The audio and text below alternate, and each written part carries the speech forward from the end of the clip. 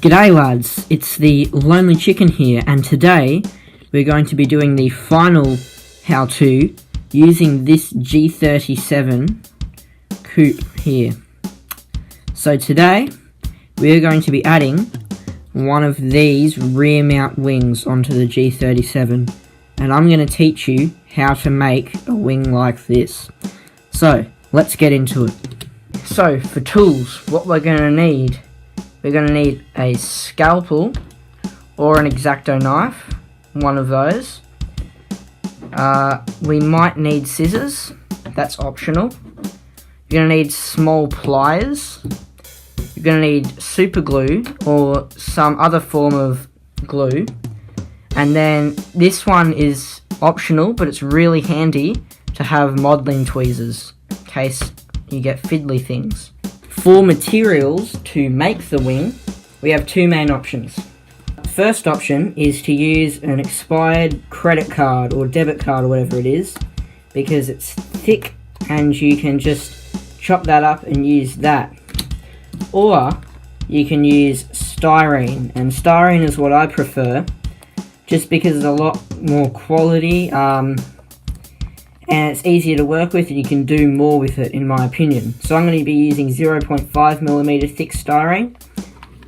And then, if you have any little wires, such as these ones in here,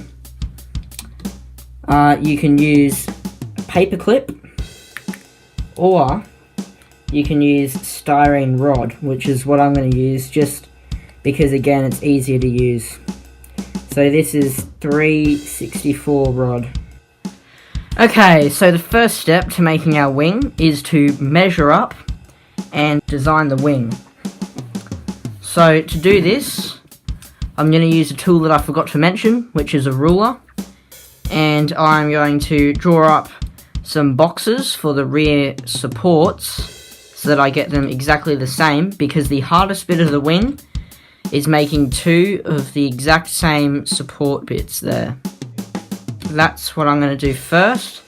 Then I'll also draw out the top bit, and then I'll start cutting.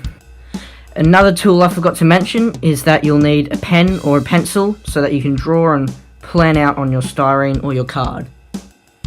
Okay, so I've just finished up planning this out, and there's a couple things I'd like you to note just here. So the first thing is the actual wing piece here. You can see that I've got these bits attached on the end, and that is because to make the little flaps on the end of a wing, sometimes you don't actually need to make a separate piece, because with styrene, this is the cool thing about styrene, you can make a incision into the styrene and fold it, and it will stay there, and then you just super glue it at a right angle. And that way you don't have to do the fiddly thing of making a whole separate shape and gluing it on. So that's the actual wing piece there. And then here, I've got the actual mounts, and they're just two sort of curved bits, and they'll get detailed as I cut them out. But I want to put holes in those. So that's what we're going to do now as the next step. Okay, so to make the little holes that you see in some wings, I'll just show you how to make the circular ones here for a moment. We're just going to take this scalpel, and we are literally, I'll just show you on this spot here, we're literally just going to poke down and then twirl it around a little bit to make the primary sort of incision. And you see you got a hole there. Now to make it bigger, what you actually do is you tilt it on a bit of an angle, and that means that more of the cutting blade is going to get there. So if I put the scalpel back in the hole here, and I tilt it to about that sort of angle, and then I curl that around just a couple of times. This one isn't very neat, but the hole is getting bigger. So I'm just going to do that there now. But if you have a hole that you want to cut out that isn't a circle, then what you'll have to do is you'll just have to be really precise and just cut out a really small little hole. So now that I've finished with my holes, it's time to cut this stuff out. Now, when you cut stuff, I know that in the tools thing I said scissors as tools. Well, you could use scissors for cutting out your things. But I prefer to use scissors when there's just little bits that you just need to trim off a little bit. So you don't actually use the scissors for the primary cutting. What you do use is your scalpel or your other blade of choice. And for styrene, it's a bit different to other materials, because when you cut styrene, you don't just cut until you get through the styrene. You actually just score it on the top and then you snap it off. So I'll give a little demonstration of this here. So I'm just going to come up here. I'm going to figure out where I'm cutting. Gonna cut straight. It's always easier if you cut straight first. Gonna cut straight across there. And across there. And now that I've scored it on the top, and this is why I said little pliers, because it's always handy here. You can sort of just come along and just sort of snap it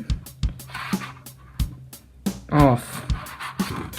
So it's a bit tricky and it's really fiddly when you get with this smaller sort of stuff. But there's one. There's the other.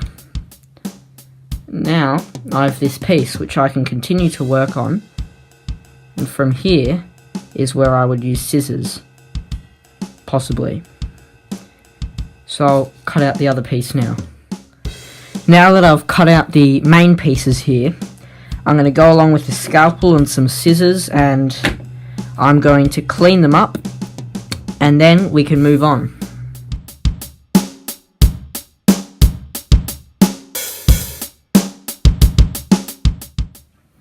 Okay, so my support arm thingos are all ready to go for the next step after this, but I just thought I'd show you a little trick here with the wing that I was talking about earlier, about these side bits. So I've got these extra bits on the side here, and instead of cutting them off and reattaching them, what I'm going to do is I'm just going to lightly, well not lightly, but make a incision on the top.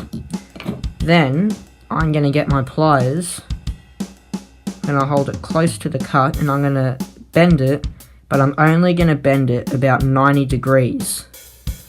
That way I have this piece attached, but it's not off yet.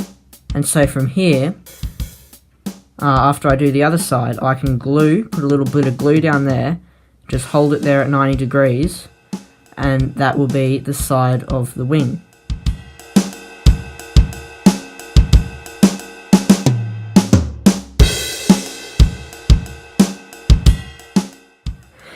Okay, so now that we've made the arms here and the actual wing itself, which my method worked on this side, but on this side I accidentally broke it off, so I had to glue that one back on there. You may have noticed that in the time lapse. Anyway, now that we've done that, it's time to make the beams. These ones, or something similar if you want it. On this one, I'm just going to do a simple beam across. So, to do this, we're going to need to figure out the measurement in between those two. And so we're going to go to the back of the car and figure out where you're going to mount the actual wing. So, yeah, I'm hopefully going to go for about there to there. I'll measure that up. I will then mark it on the actual wing here. And then I'll get some blue tack. I'll blue tack these bits into those spots. And then I'll get my styrene rod and glue a piece across. So then we'll have two pieces, the wing and the arms bit. So, let's do that.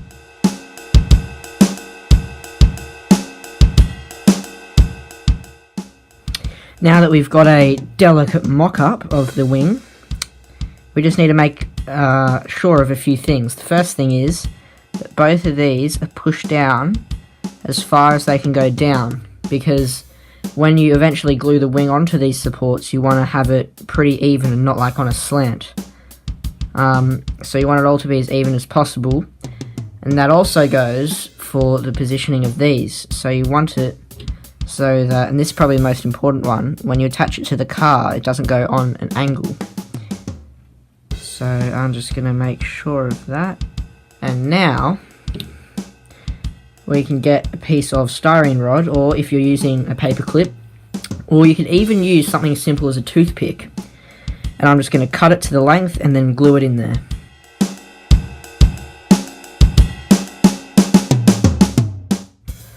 Okay, so now that we've glued in that support beam there, there's a factor that you really need to decide on. So are you going to paint it two different colours, so silver for there or something for there, two different colours like that, or are you going to paint the whole thing one colour? If you're going to paint it two different colours, there are two ways to do that. One way is to paint, like to keep these separated, paint them, and then come back together and glue it. The only downside to that is that they will be really, like, especially this one here, if it's not an X, it's going to be really fragile. And then the other way is just to glue it together, and then paint it all one colour, or two colours, however you desire. So I'm going to glue that together, paint it, and then we will be able to mount it on the car.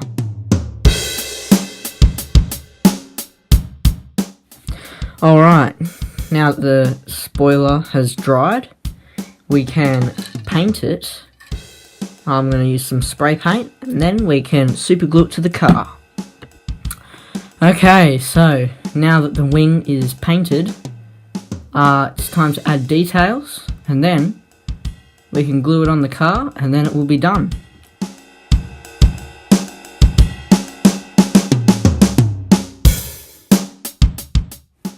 Okay, so now that the details are done, I can glue it on, and this car will be done.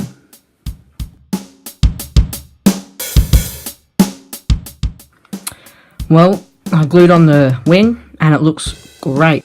I thought I'd be done, but now that I look at it, I'm not, because I'm going to use some paper clip. I'm going to add a wire that goes from the wing down to a point over here. So to do that, I'm going to measure out a section of paper clip, I'm going to chop it, and then I'm going to get some super glue on each end and just place it in there.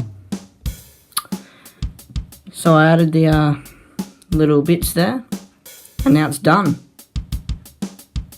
That's it. This G37 is ready to go on the display. And I think it looks very nice. So, I hope you enjoyed this how-to on how to make a spoiler. You can go make your own one now. And thanks for watching. I'm the Lonely Chicken. Bye-bye. It's the Lonely Chicken.